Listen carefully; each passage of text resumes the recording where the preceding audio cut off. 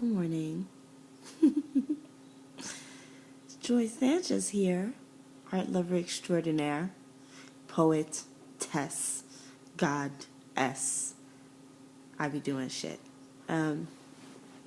Yeah, so I'm having a lazy Friday morning because I feel like shit. I'm in an Uptown funk right now. Basically, I was feeling really bad yesterday, and I listened to Bruno Mars about 100 times, and I feel better. Because it's not a curse. It's not fucking bad luck. It's just evolution, right? I keep putting out all of these vibes into the universe that I want this project to work. I want Art Lover as a project to work. So I really believe in collective and cooperative action. I believe that's what's going to change our world, us working together to sustain each other and ourselves. Anyway,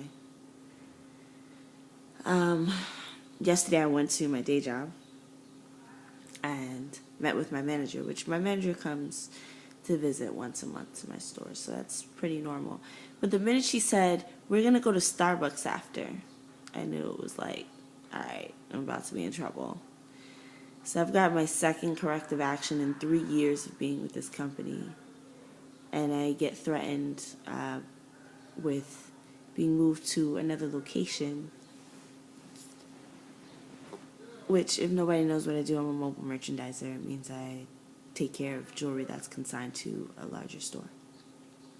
So the new location, currently I'm at a location that gives me a whopping 10 hours a week, right? And even at $15 an hour, that ain't shit after taxes, after 401ks, after healthcare, after insurance.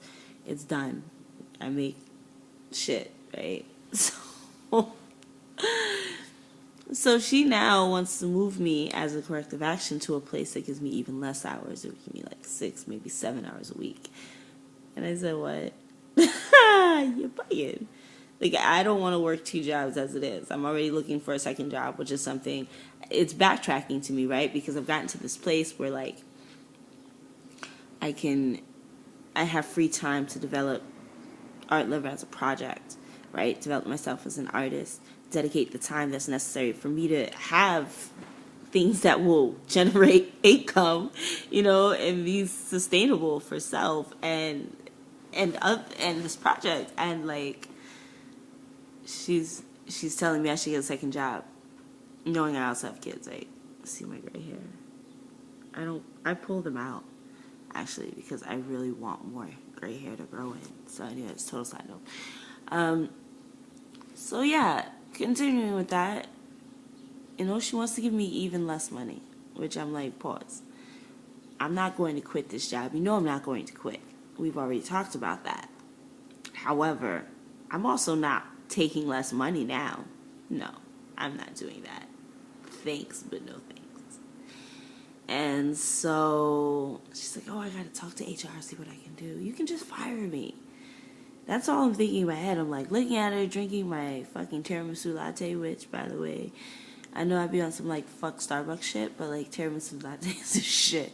And the only reason I was drinking it because I didn't have to buy it. So anyway, if somebody buys you from Starbucks, so you get like a Starbucks gift card, you get the tiramisu latte. It's just amazing. Anyway, and it doesn't need sugar added. This is great. So anyway, she's like, let me talk to HR. I'll get back to you. Calls me at like 8 o'clock this morning. Oh, well, so I can't make you move your store, change stores. So if you don't want to do it, you can stay where you are. But just know that we'll be watching you very closely. Like, bitch, you've been watching me very closely. Don't think I don't know that. I know you pop into my store at least once a week when you know I'm not going to be there to check up on things and talk about me. I know these things. Why? Because people talk. And I know what my presentation looks like when I have not serviced for 2 or 3 days. But that's just me. So anywho, I have to now get ready to go to my dad's house for a conference call. But anyway, I was in like this huge funk, and now I'm not, because I realized that one, I still have my job. I maintained my ground.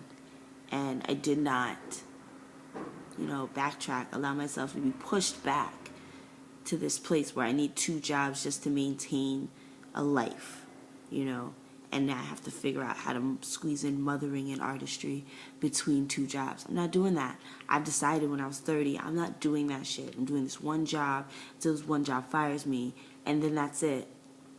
By the time I get fired from this job, I will have a sustainable income that I created myself. That's called my goal. That means by the end of this year, because I predict I'll probably get fired by the end of this year. Not trying to get fired, totally doing my job, but just like, how you slack off. You walk that line. You do just enough to not get fired. That's what I'm doing. Because my everything and my all is going into fucking establishing my life. Stabilizing my life. Like, I am about to be 32 years old. Thank you. All right, but I'm about to be 32 years old. And for the last 3 years, I have not maintained my 4 years now, maybe. The last time I had my name on a lease in an apartment, I was pregnant with my 7-year-old son. Oh, that's bullshit. I had an apartment after that. So I was pregnant with my daughter. I had my daughter. So for 5 years, I have not had my own apartment. Technically, I'm homeless. I have no actual apartment of my own for the last 5 years. Not for a lack of trying. Not for a lack of work. But for the reality that working for someone else is never going to give you a stable life. No matter how much you make. So at one point I was making a nice amount of money. But debt. Debt comes around. And it's like, fuck that. I don't care what you make, what you don't make. You got to pay me back. So the government snatches your tax returns for 3 years. What could make you stable is taken. For 5 years. The government's, for 5. That's how much fucking debt I'm in from college loans. Myself and my husband. 5 years of the government saying, now you have to pay back this college debt. And I don't want to raise my children into that. So fuck that. Right? When I turned 30 last year, 2 years ago, when I turned 30, I decided that by the time I am 35, I will have established a steady, reliable income for myself and my family. I'm not working for anyone else past the age of 40. I'm just not. It makes no sense. It's like hustling backwards. If I'm not working for myself, then working for someone else who's not giving me a fair wage, who's not considering all the factors that go into being a real adult, I don't want to live that life hopping from place to place to place. So this year, last year, I just went with it. When I was 30, I went with it.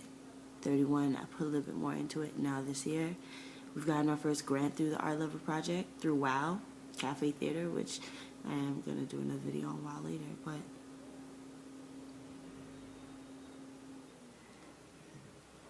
I find that the longer I live and the more I work, the more I put into my visions, the more I can see them and touch them, the more tangible they become. They literally materialize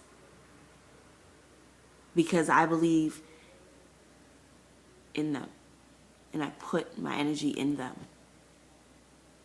And in 17 years of working for other people, I have never been more fulfilled in my life than when I'm working for myself, doing something that enriches and uplifts and strengthens the communities that I belong to.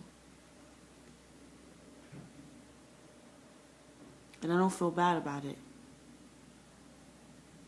So that's my Uptown Funk.